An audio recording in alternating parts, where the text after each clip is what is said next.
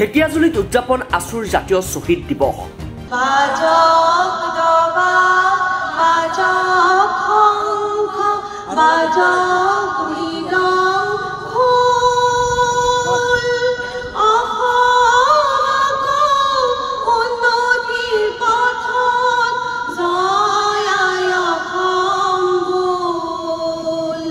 শোণিতপুৰ জিলা ছাত্ৰ সন্থাৰ উদ্যোগত ঢেকিয়াজুলি আঞ্চলিক ছাত্ৰ সন্থা আৰু ঢেকিয়াজুলিবাসী ৰাইজৰ সহযোগত মঙলবাৰে দিনৰ 11 বজাৰ পৰা ঢেকিয়াজুলিত উদযাপন কৰা হয় জাতীয় শ্বহীদ দিৱস।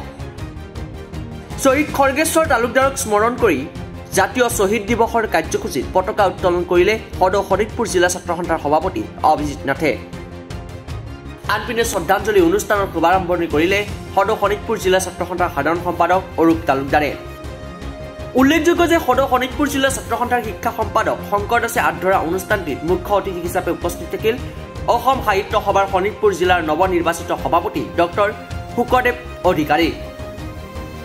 ইপিনে অনুষ্ঠানটিত আমন্ত্ৰিত অতিথি হিচাপে বিশিষ্ট সমাজ সংস্কাৰক ৰমেশ চন্দ্ৰ বৰা, সদৌ অসম আদিবাসী ছাত্ৰ সন্থাৰ শোণিতপুৰ জিলাৰ সভাপতি আনন্দ তাঁতী, আটছাৰ শোণিতপুৰ জিলা সভাপতি লক্ষেশ্বৰ মিৰ্ধা, ৰাভা ছাত্ৰ সন্থাৰ শোণিতপুৰ জিলা সভাপতি বিক্ৰম ৰাভা, গোৰ্খা ছাত্ৰ সন্থাৰ শোণিতপুৰ জিলা সভাপতি দীপক চুব্বা, শোণিতপুৰ জিলাৰ কৰ্মচাৰী পৰিষদৰ সভাপতি তৰুণ নাথ, শ্ৰমিক নেতা শৈলেন নাথৰ লগতে শ্বহীদ আৰু নিৰ্যাতিতৰ পৰিয়ালবৰ্গ উপস্থিত থাকিল।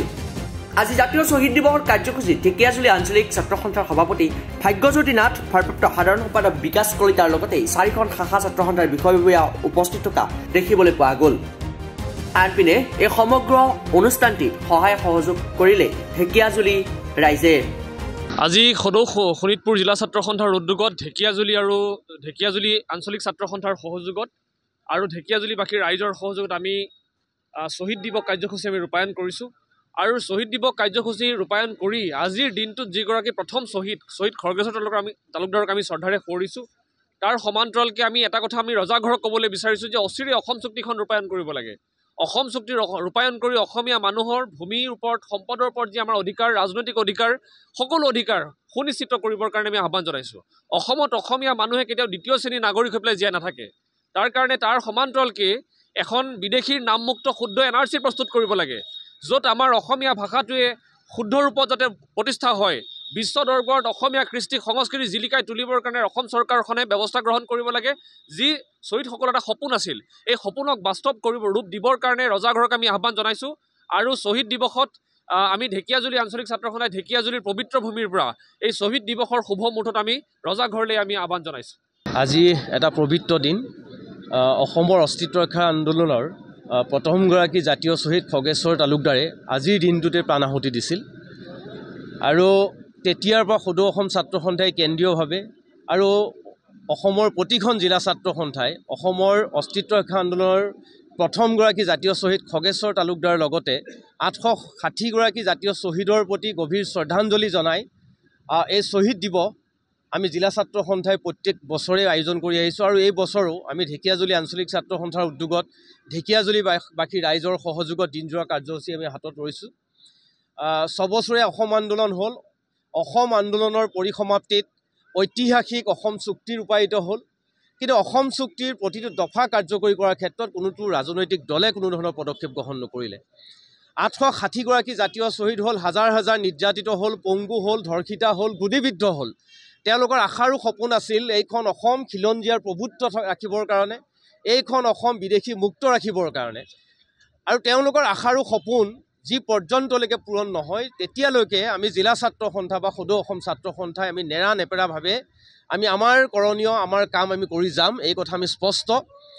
আৰু 6 বছৰীয়া অসম আন্দোলনৰ পিছত 39টা বছৰ অসম চুক্তি ৰূপায়ণ হৈ গ'ল। আজি 45 বছৰ হ'ল যে প্ৰত্যেকটো ৰাজনৈতিক দলে এটা ৰাজনৈতিক দলে আন এটা ৰাজনৈতিক দলক দোষ দি তেওঁলোকে মূল সমস্যাটো সমস্যা হিচাপে ৰাখিলে।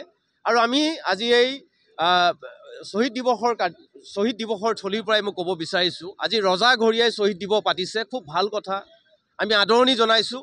কিন্তু ৰজাঘৰীয়াই জাতীয় শ্বহীদসকলৰ আশা আৰু সপোন যদি কাৰ্য কৰিব পাৰে, হাজাৰ হাজাৰ নিৰ্যাতিতসকলৰ যদি আশা আৰু সপোন পূৰণ কৰিব পাৰে, প্ৰকৃতাৰ্থত তেতিয়াহে ৰজাঘৰীয়াই প্ৰকৃতাৰ্থত শ্বহীদ দিৱস উদযাপন কৰাটো হ'ব বুলি আমি অনুভৱ কৰিছোঁ। গতিকে আহি থকা দিনত আমি জাতীয় শ্বহীদসকলৰ প্ৰতি আমি গভীৰ শ্ৰদ্ধাঞ্জলি জনাইছোঁ আৰু লগে লগে নিৰ্যাতিতসকলৰ প্ৰতি শ্ৰদ্ধা জনাইছোঁ আৰু জাতীয় শ্বহীদসকলৰ প্ৰতি তেওঁলোকৰ আশা আৰু সপোনবোৰ পূৰণ নোহোৱা পৰ্যন্ত আমি ছাত্ৰ সন্থাই আমাৰ সংগ্ৰাম আগুৱাই লৈ যাম। ঢেকীয়াজুলিৰ পৰা প্ৰশান্ত বৈশ্যৰ ৰিপৰ্ট, ৰিপাব্লিকানী। মহানগৰীত উৎকৃষ্ট হোটেল দ্য ভিলা, আদৰ্শপুৰ বাৰ্লিন নম্বৰ 1। কাহিলীপাৰা সৰ্বশিক্ষা অভিযানৰ কাৰ্যালয়ৰ কাষতে হোটেল দ্য ভিলাত আছে উৎকৃষ্ট মানৰ সা সুবিধা, য'ত আছে আটকধুনীয়া কোঠা, লগতে পাব লাক্সাৰী সুইট আৰু ডিলাক্স ৰুম। তদুপৰি ৰেষ্টুৰেণ্টত পাব আপোনাৰ মন পচন্দৰ সুস্বাদু খাদ্য আৰু পাব বাৰ আৰু ছুইমিং পুল। দ্য ভিলাত পাব আপুনি নৈসংগিক পৰিৱেশ আৰু সুস্বাদু খাদ্যৰ সম্ভাৰ।